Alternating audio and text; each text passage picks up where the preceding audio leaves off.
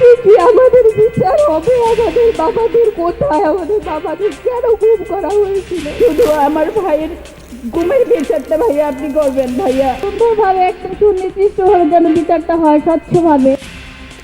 গুম খুনের শিকার পরিবারের দুঃখের সমব্যথী বিএনপি চেয়ারম্যান তারেক রহমান দিলেন ন্যায় বিচার নিশ্চিতের প্রতিশ্রুতি। আপনাদের প্রতি যে অন্যায় হয়েছে সেই অন্যায়ের বিচার যাতে হতে পারে, আপনারা যাতে ন্যায্যতা পেতে পারেন, সেই লক্ষ্যে আমরা কাজ করি। দেশের আইনের দৃষ্টিতে আইন অনুযায়ী যাতে ন্যায় বিচার পেতে পারে। ইসলামী আন্দোলনের সঙ্গে সমঝোতার আর সুযোগ নেই জানালেন মামুনুল হক। এখনো হাল ছাড়েনি জামায়াত। ৪৭টি আসন আমরা রেখেছিলাম, তো সেই আসনগুলো সম্পর্কে আমরা লিয়াজো কমিটিকে দায়িত্ব দিয়েছি। লিয়াজো কমিটি যেটা আছেন তারা সেটা বিষয়ে আলোচনা করছেন।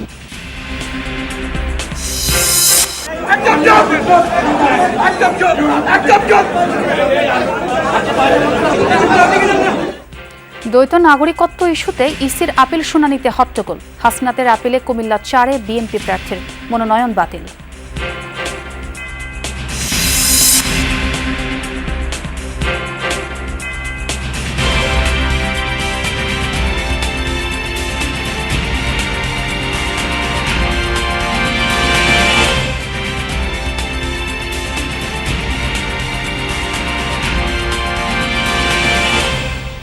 আমন্ত্রণ যমুনা নিউজে, সঙ্গে আছে আমি ছোঁয়া খন্দকার। আর এতক্ষণ শিরোনাম দেখছিলেন।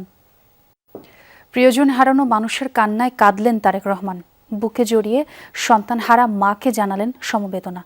মতবিনিময় সভা থেকে আরেকবার উচ্চারিত হলো গুম খুনের অপরাধে শেখ হাসিনা রেজিমের বিচারের দাবি।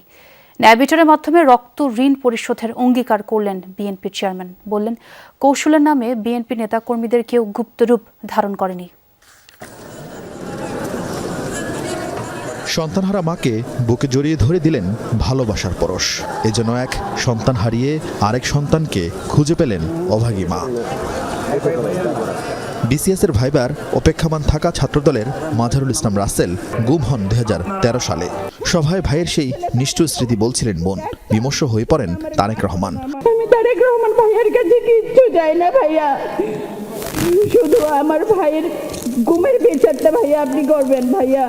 চিনমৈত্রী সম্মেলন কেন্দ্রে গুম খুনের শিকার 900 পরিবারের সদস্যরা উপস্থিত হন। পরিবারগুলো আলাদা হলেও গল্প এক, নিষ্ঠুর বেদনাবিধুর দীর্ঘ অপেক্ষার যন্ত্রণা। রাষ্ট্রীয় মদদে বাবা হারানো রিদি সাফাদের অপেক্ষা সুদূর পরাহত হওয়ায় চাইলেন গুম খুনের ন্যায় বিচার। এই স্বাধীন দেশে কি আমাদের বিচার হবে? আমাদের বাবাদের কোথায়? আমাদের বাবাদের কেন গুম করা হয়েছিল? আসাদুজ্জামান নূর মাস্টার মাইন্ডারের ফাঁসি চাই, সুন্দরভাবে একদম সুনির্দিষ্টভাবে যেন বিচারটা হয়, স্বচ্ছভাবে। এক একটা পরিবারের আর্তনাদ আর আকুতিতে পুরো হলরুমে তৈরি হয় আবেগঘন পরিবেশ। এতদিন ভার্চুয়ালি সবার সাথে যোগাযোগ থাকলেও আজ সামনাসামনি আবেগ ধরে রাখতে পারলেন না তারেক রহমান। পরে কারো নাম উচ্চারণ না করেই গুম খুনের ন্যায় বিচার পাইয়ে দেওয়ার প্রতিশ্রুতি দেন বিএনপি চেয়ারম্যান। আপনাদের প্রতি যে অন্যায় হয়েছে সেই অন্যায়ের বিচার যাতে হতে পারে, আপনারা যাতে ন্যায্যতা পেতে পারেন, সেই লক্ষ্যে আমরা কাজ করি। দেশের আইনের দৃষ্টিতে আইন অনুযায়ী যাতে ন্যায় বিচার পেতে পারে, তার একটি মাত্র উপায় হচ্ছে, সেই ন্যায় বিচারকে নিশ্চিত করার একটি মাত্র উপায় হচ্ছে বাংলাদেশে আগামী দিনে অবশ্যই একটি গণতান্ত্রিক সরকার প্রতিষ্ঠিত করতে হবে। তুলে ধরলেন বিএনপির বিরামহীন গত 17 বছরের ফ্যাসিবাদ বিরোধী আন্দোলনের ভূমিকার কথা। একই পরিবারের এক ভাই গুম হয়েছে, আরেক ভাই গিয়ে তার জায়গায় পরের দিন রাজপথে আন্দোলনকে আরো তীব্রতর করার প্রতিজ্ঞার শপথ নিয়ে দাঁড়িয়ে গিয়েছে। কৌশলের নামে গুপ্ত কিংবা সুপ্ত বেশ ধারণ করেনি বিএনপির কর্মীরা। আচরণবিধি লঙ্ঘন হবে এমন আশঙ্কায় অনুষ্ঠানে বিএনপির আগামী দিনের পরিকল্পনা তুলে ধরতে চাননি তারেক রহমান। শুধু সতর্ক করেন, কেউ কেউ নানা অজুহাতে গণতন্ত্রের যাত্রা বাধাগ্রস্ত করতে চায়। সেই প্রতিটি মানুষকে আজ সজাগ থাকার জন্য যারা বিভিন্ন উসিলা দিয়ে বিতর্ক তৈরি করে গণতন্ত্রের পথকে আবার নষ্ট করার বা ব্যাহত করার চেষ্টা করছেন, তারা যাতে সফল না হয়। অনুষ্ঠানে তারেক রহমানের সামনে কথা বলতে না পেরে নির্যাতিত পরিবারের কেউ কেউ হইচই করেন। অনুষ্ঠান শেষে তারেক রহমান তাই নিজেই ছুটে যান তাদের কাছে। আপনারা সবাই সিটে থাকেন। আরফিন শাকিল, যমুনা নিউজ, ঢাকা। তারেক রহমানের সাথে সাক্ষাৎ করেছেন British high commissioner Sarah Catherine Cook. এর আগে সাক্ষাৎ করেন ভুটান ও নেপালের রাষ্ট্রদূত। শনিবার সন্ধ্যায় গুলশানে বিএনপি চেয়ারম্যানের কার্যালয়ে দেখা করেন তারা। লন্ডন থেকে দেশে ফেরার পর এটি ব্রিটিশ হাই কমিশনারের সাথে তারেক রহমানের প্রথম বৈঠক। এ সময় দলের মহাসচিব মির্জা ফখরুল ইসলাম আলমগীর, আমির খুরশিদ মাহমুদ চৌধুরী, যুগ্ম মহাসচিব হুমায়ুন কবির সহ অন্যান্যরা উপস্থিত ছিলেন। বৈঠকে 3 রাষ্ট্রদূত বাংলাদেশের উন্নয়নে পাশে থাকার আশ্বাস দেন। এ সময় বিএনপি চেয়ারম্যান দেশের স্বার্থ সুরক্ষা করে বিভিন্ন দেশের সাথে সম্পর্ক বজায় রাখার কথা বলেন।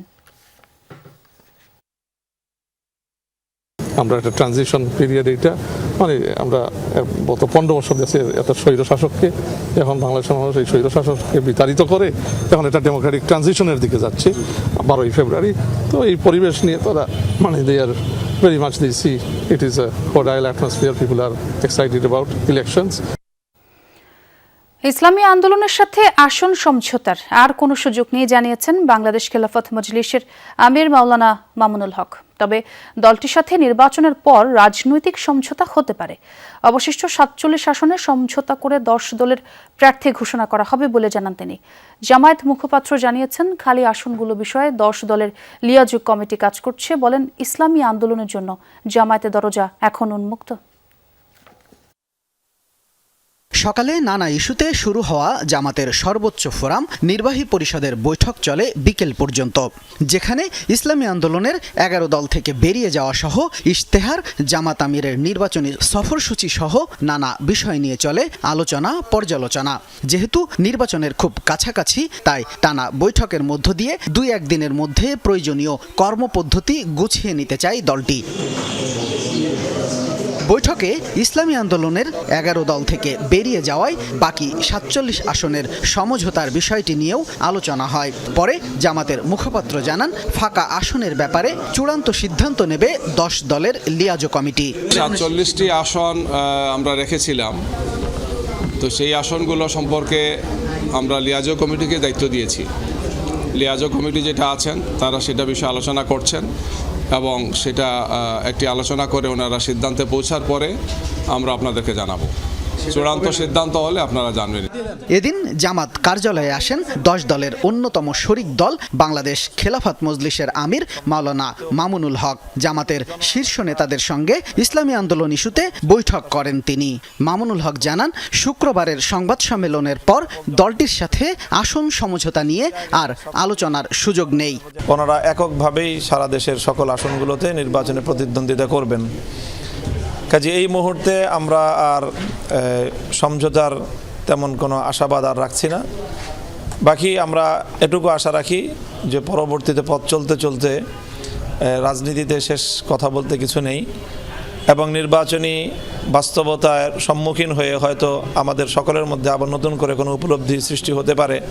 মামুনুল হক বলেন, শরিয়া আইনের ব্যাপারে জামাত আমিরের দেয়া বক্তব্য ভুল বুঝেছে ইসলামী আন্দোলনের নেতারা। হঠাৎ করে একসাথে একদিনেই ইসলামী শরিয়ার পরিপূর্ণ আইন বাস্তবায়ন করা সম্ভব না, এই সম্ভাব্যতার জায়গাটাই উনি বলেছেন। শামীম রেজা, যমুনা নিউজ, ঢাকা। শেষ হলো ইসিতে আপিল নিষ্পত্তি শুনানির দীর্ঘতম দিন। 8ম দিনে সকাল 10টায় শুরু হয়ে রাত 8টায় শেষ হয় শুনানি। এদিন কুমিল্লা 4 আসনে বিএনপি এনসিপির পাল্টাপাল্টি আবেদনে হাসনাত আবদুল্লার আপিল মঞ্জুর হয়। এর আগে দ্বৈত নাগরিকত্ব নিয়ে শুনানিতে আইনজীবীদের দুপক্ষের মধ্যে হয় হট্টগোল। দিন শেষে 45টি আপিল মঞ্জুর, 37টি না মঞ্জুর, 21টি অপেক্ষমান এবং প্রত্যাহার করা হয় 9টি আপিল। ইসিতে চলমান আপিল শুনানির 8ম দিনে মধ্যাহ্নভোজের বিরতির আগেই হট্টগোলের সূত্রপাত।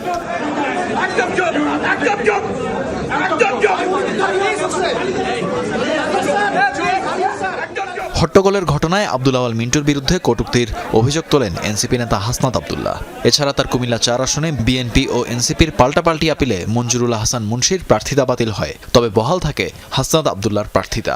24 পরবর্তী সময়ে কেউ পলিটিক্যাল এলিটিসিজম করলে তা বরদাস্ত করা হবে না বলেও হুঁশিয়ারি দেন তিনি। আব্দুল আওয়াল মিন্টু এক আইনজীবীর কাছে তেরে আসেন, জহিরুল ইসলাম মুসার দিকে তেরে আসেন, ব্লাডি সিটিজেন হিসেবে ওনাকে বলেন, গালাগালি করেন। আমি সেটিতে প্রতিবাদ করি। কমিশনের ভিতরে যদি এই অবস্থা চলতে থাকে, যারা নির্বাচন করে তাদের নিরাপত্তার আসলে কি হবে? আপনি জনগণকে ব্লাডি সিটিজেন বলবেন, আবার ভোটের জন্য এই ব্লাডি সিটিজেনের কাছে যাবেন, এই ধরনের দ্বিচারিতা আমরা জনগণ সহ্য করব না। মঞ্জুরুল আহসান মুন্সি উনি একজন ইচ্ছাকৃত ঋণ খেলাপি। 3টি ব্যাংক এবং আর্থিক প্রতিষ্ঠান থেকে লোন নিয়েছেন, সেই লোন উনি কখনোই পরিশোধ করেননি। নির্বাচনী আচরণবিধি লঙ্ঘনের অভিযোগে ঢাকা 13 আসনের প্রার্থী খেলাফত মজলিসের মামুনুল হককে দেয়া কারণ দর্শানোর নোটিশের জবাব দেন তিনি। অনেক প্রার্থী নির্বাচনের লেভেল প্লেইং ফিল্ড নিয়ে প্রশ্ন তোলেন। সিরাজগঞ্জ 6 আসনে বিএনপির এম.এ. মোহিতের মনোনয়নপত্র বৈধতার বিরুদ্ধে আপিল করেন এনসিপির সাইফ মোস্তাফিজ। সেই আপিল কমিশন নামঞ্জুর করে। বৈধ হয় বিএনপি প্রার্থীর মনোনয়ন। নির্বাচন কমিশনের পক্ষ থেকেও যাচাই বাছাই না করে অথবা ন্যূনতম যোগাযোগ না করেই আমাকে শোকজ নোটিশ দেওয়া হয়েছে। প্রভাবশালী শক্তি আমাদেরকে কোনো বাধা বিঘ্ন না করতে পারে, এই জন্য আমি অনুরোধ করব। এখানে তো অবশ্যই বড় দলের প্রভাব থাকেই। মহান সংসদে দাঁড়িয়ে এই 1% ভোটারের বিরুদ্ধে এই আইনটাকে আমি সংশোধন করব, এটা আমার প্রতিজ্ঞা। বাংলাদেশ ন্যাশনালিস্ট ফ্রন্টের এক প্রার্থী বাদশা মিয়া, যিনি লালমনিরহাট 2 আসন থেকে তার সকল প্রতিদ্বন্দ্বী প্রার্থীর বিরুদ্ধে 7টি আপিল করেন। এদিন জাতীয় পার্টির প্রার্থীদেরও বেশ কিছু আপিলের নিষ্পত্তি হয়। 40টি শুনানির মধ্যে আমরা নির্বাচন কমিশন থেকে 35টি মনোনয়ন ফেরত পেয়েছি, হাইকোর্ট থেকে 3টি ফেরত পেয়েছি, এখনও আরও 3টি আমাদের হাইকোর্টে পেন্ডিং আছে। সিরিয়াল নাম্বার দিয়েছেন ভোটার নাম্বারের পরিবর্তে, সো এই ধরনের বিষয়গুলোকে সেখানেই কিন্তু নিষ্পত্তি হওয়া উচিত। এদিন ঋণ খেলাপি ও দ্বৈত নাগরিকত্বের অধিকারী কেউ কেউ প্রার্থিতা হারান। অধিকাংশ স্বতন্ত্র প্রার্থীর 1% ভোটার সংক্রান্ত জটিলতা ছিল। তানভীর মৌসুম, যমুনা নিউজ, ঢাকা। দায়সারা যেনতেন নির্বাচন দেওয়ার চেয়ে সময় নিয়ে সুষ্ঠু নির্বাচন দেয়া ভালো বলে মন্তব্য করেছেন এনসিপি নির্বাচন পরিচালনা কমিটির চেয়ারম্যান আসিফ মাহমুদ সজীব ভুঁইয়া। সন্ধ্যায় দলীয় কার্যালয়ে ব্রিফিংয়ে তিনি কথা বলেন। হুঁশিয়ার করে বলেন, ঋণখেলাপি ও দ্বৈত নাগরিকদের নির্বাচনে অংশগ্রহণে বৈধতা দেয়া হলে ইসির বিরুদ্ধে রাজপথে নামবে এনসিপি। ত্রয়োদশ জাতীয় সংসদ নির্বাচনে প্রার্থিতা ফিরে পেতে নির্বাচন কমিশনের আপিল শুনানির 8ম দিন ছিল শনিবার। শুরু থেকেই নানান ইস্যুতে কমিশনের ওপর অসন্তোষ জানিয়ে আসছিল জাতীয় নাগরিক পার্টি এনসিপি। এবার ইসির বিরুদ্ধে কর্মসূচি দেওয়ার হুঁশিয়ারি দিয়েছে দলটি। শনিবার সন্ধ্যায় বাংলা মোটরে দলীয় কার্যালয়ে এক ব্রিফিংয়ে দলের নির্বাচন পরিচালনা কমিটির চেয়ারম্যান আসিফ মাহমুদ সজীব ভুঁইয়া কমিশনের নিরপেক্ষতা নিয়ে আবারও প্রশ্ন তোলেন। অনেক ঘাটতি সত্ত্বেও তাদের এই যে একপাক্ষিক অবস্থান নেওয়াটা, সেটা আমরা একদম যাচাই বাছাইয়ের পর্যায়ে থেকে দেখে আসছি। তারপরেও আমরা চেষ্টা করছি তাদেরকে সময় দেওয়ার সুযোগ দেয়, যাতে তারা এগুলো ঠিক করে নেয়। গণতন্ত্রের ধারক হিসেবে প্রচার করলেও বিএনপি গণতন্ত্র বিরুদ্ধ কাজ করছে বলে অভিযোগ করেন আসিফ মাহমুদ। বলেন, কোনোভাবেই বিদেশি নাগরিকদের এদেশে নির্বাচনে অংশ নিতে দেবে না এনসিপি। বলেন, দায়সারা নির্বাচন দেওয়ার থেকে সময় নিয়ে সুষ্ঠু নির্বাচন দেয়া ভালো। আমরা কোনো বিদেশি নাগরিককে বাংলাদেশে নির্বাচন করতে দেব না। আমরা কোনোভাবে একটা যাচ্ছেতাই নির্বাচন আয়োজন করার সুযোগ দিব না। যদি প্রয়োজন হয় এই নির্বাচন কমিশন পুনর্গঠন করে প্রয়োজনে কিছুদিন দেরি করে হলেও একটা সুষ্ঠু নির্বাচন আয়োজন করাই, যেন একটা নির্বাচন তাড়াতাড়ি আয়োজন করার থেকে সময় নিয়ে একটা সুষ্ঠু নির্বাচন আয়োজন করাটাই থাকবে আমাদের মূল প্রায়োরিটি। ব্রিফিংয়ে এনসিপির আইন বিষয়ক সম্পাদক ও যুগ্ম সদস্য সচিব জহিরুল ইসলাম মুসা বলেন, কমিশন এখন সংবিধানের ব্যাখ্যা দিতে চাইছেন, যার এখতিয়ার তাদের নেই। কমিশন নিজেরাই সংবিধানের ব্যাখ্যা দেওয়ার একটি তৎপরতা তাদের মাঝে আমরা দেখেছি, এবং কমিশন ওই আইনজীবীদেরকে এও বলছিলেন যে আপনারা একটি লিখিত অপিনিয়ন দেন, সেই অপিনিয়নের উপরে তারা তাদের আদেশ পাস করবেন বলে তারা মতামত দিচ্ছিলেন, যেটা খুবই বিপজ্জনক বলে আমরা মনে করি। সুমাইয়া ঐশী, যমুনা নিউজ, ঢাকা। চাঁদাবাজির একক নিয়ন্ত্রণ নিতে স্বেচ্ছাসেবক দলের সাবেক নেতা মোসাব্বিরকে হত্যা করা হয়। পরিকল্পনাকারী ও নির্দেশতা আন্ডারওয়ার্ল্ডের দিলীপ ওরফে দাদা বিনাশ। মোসাব্বিরকে হত্যার নীল নকশা বাস্তবায়নে মালয়েশিয়ায় বসে 15 লাখ টাকার চুক্তি করে বিনাশ। খুনের আগে পরে বিকাশের লেনদেন হয় প্রায় 2 লাখ টাকা। অনুসন্ধানে পাওয়া গেছে এসব তথ্য। আরও জানাচ্ছেন রাব্বি সিদ্দিকী। রাজধানীর কারওয়ান বাজার মার্কেট। অভিযোগ আছে 2024 সালের 5 আগস্টের পর এখানকার দোকানীদের কাছ থেকে চাঁদা নিতে শুরু করেন স্বেচ্ছাসেবক দলের সাবেক নেতা মোসাব্বির। একই সাথে নিয়ন্ত্রণে নেয় বসুন্ধরার সামনের ফুটপাতের দোকানগুলো। একই বছর 25 ডিসেম্বর মালয়েশিয়ায় থাকা দিলীপ ওরফে বিনাশের লোকজন চাঁদা আদায়ে তৎপর হয়। ব্যবসায়ীরা অপারগতা জানালে তাদের লক্ষ্য করে ককটেল বিস্ফোরণ ও দোকান ভাঙচুর করা হয়। হামলার পর ব্যবসায়ীরা ফোনে বিনাশের সাথে যোগাযোগ করলে উঠে আসে তার আন্ডারওয়ার্ল্ডের দাদা পরিচয়।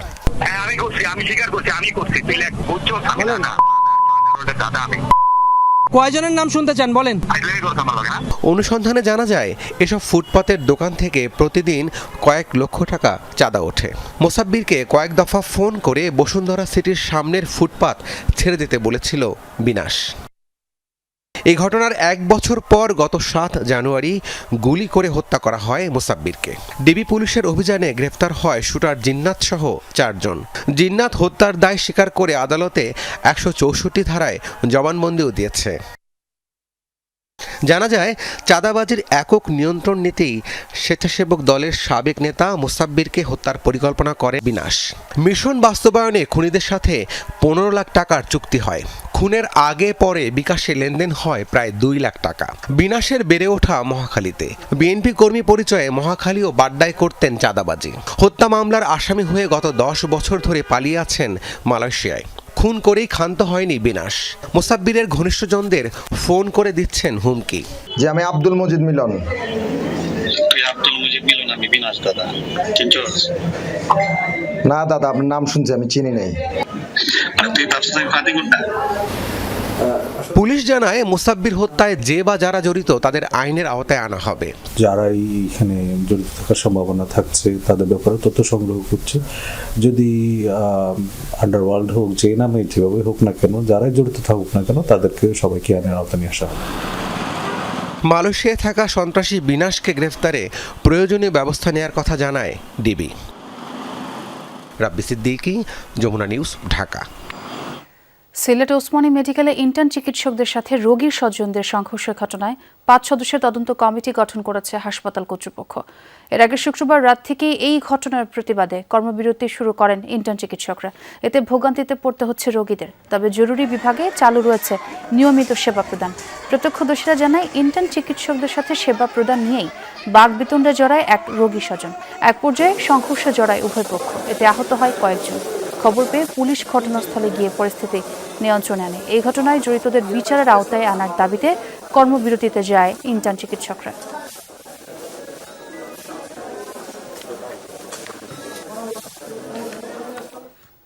মাদারীপুরে আধিপত্য বিস্তারকে কেন্দ্র করে 2 গ্রুপের মধ্যে দফায় দফায় সংঘর্ষ ও ককটেল বিস্ফোরণের ঘটনা ঘটেছে। এতে একজন আহত ও একজনকে গ্রেপ্তার করেছে আইনশৃঙ্খলা বাহিনী। স্থানীয়রা জানান, সাবেক কমিশনার আক্তার হাওলাদারের সঙ্গে হাসান হাওলাদার ও কামরুল গ্রুপের মধ্যে দীর্ঘদিন ধরেই বিরোধ চলছিল। পূর্ব বিরোধের জেরে শনিবার উভয় পক্ষের মধ্যে ধাওয়া পাল্টা ধাওয়া ও ইট পাটকেল নিক্ষেপের ঘটনা ঘটে। প্রায় 3 ঘন্টা ধরে চলা সংঘর্ষে ককটেলের বিস্ফোরণও ঘটনা হয়। এতে আহত একজনকে উদ্ধার করে হাসপাতালে পাঠানো হয়েছে। এ সময় পরিস্থিতি নিয়ন্ত্রণে আনতে পুলিশ, র্যাব ও সেনাবাহিনী যৌথ অভিযান চালিয়ে ঘটনাস্থল থেকে বিপুল পরিমাণ দেশীয় অস্ত্র উদ্ধার করে এবং একজনকে গ্রেপ্তার করে। ব্রাহ্মণবাড়িয়া 2 আসনে স্বতন্ত্র প্রার্থী রুমিন ফারহানার উঠান বৈঠকে নির্বাহী ম্যাজিস্ট্রেটের বাধা দেওয়ার অভিযোগ উঠেছে। এ সময় রুমিন ফারহানার সাথে ম্যাজিস্ট্রেটের বাকবিতণ্ডা হয়। বিকেলে সরাইল উপজেলার নোয়াগাঁও ইউনিয়নের ইসলামাবাদ এলাকায় এই ঘটনা ঘটে। ভিডিওতে দেখা যায় নির্বাহী ম্যাজিস্ট্রেট শাহরিয়া হাসান খান নির্বাচনী আচরণবিধি ভঙ্গের অভিযোগ করেন রুমিন ফারহানার বিরুদ্ধে। এতে ক্ষুব্ধ হয়ে ওঠেন রুমিন ফারহানা। সব প্রার্থী সভা সমাবেশ করছে উল্লেখ করে রুমিন ফারহানা ম্যাজিস্ট্রেটকে সতর্ক করে দেন। বলেন, শেখ হাসিনার আমলে যারা সামনে আসার সাহস পায়নি তাদের কথাই এখন প্রশাসন চলছে। অন্যদিকে নির্বাহী ম্যাজিস্ট্রেট শাহরিয়া হাসান খান বলেন, নির্বাচন বিধিমালা লঙ্ঘন করে সমাবেশ করায় তাদের বাধা দেওয়া হয়েছে।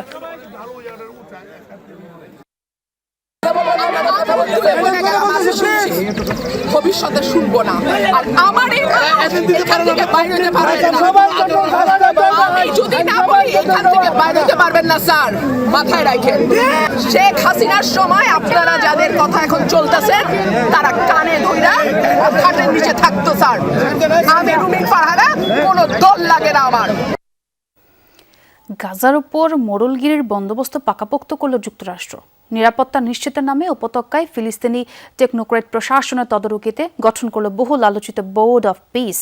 মার্কিন পররাষ্ট্রমন্ত্রী মার্কো রুবিও, ডোনাল্ড ট্রাম্পের জামাতা জেরেড কুশনারের পাশাপাশি তালিকায় রয়েছেন বিতর্কিত চরিত্র।